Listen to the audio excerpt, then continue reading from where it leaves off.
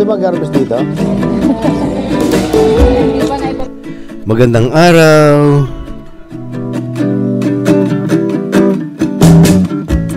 Binisita namin ngayon ang Eco Park ng Barrio Bantog, Petines, Alicia Isabela.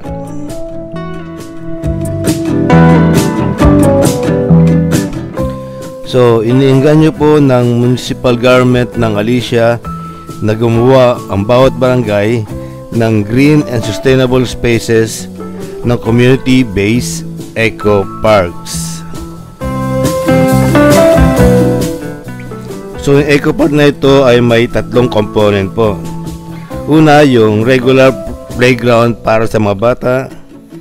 Yung pangalawa is agricultural component para magkaroon ng barangay-based farming.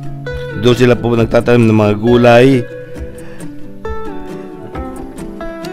And yung solid waste management, yung mga recyclable item po, dyan po nilalagay at para ma-recycle po natin gawing uling fertilizer o gamit sa paghahalaman.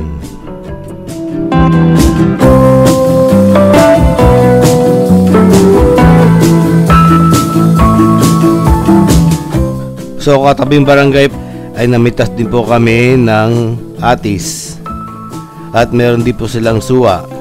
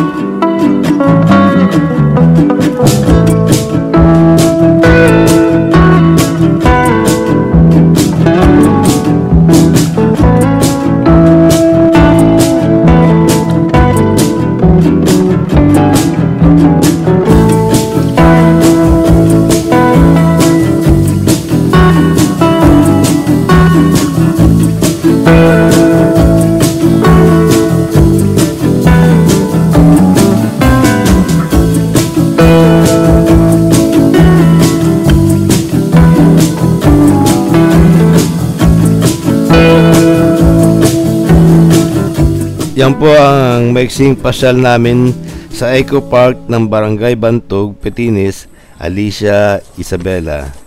Thank you for viewing. Have a nice day and God bless po. By the way po, don't forget to subscribe to see more videos in the future and have a nice day po.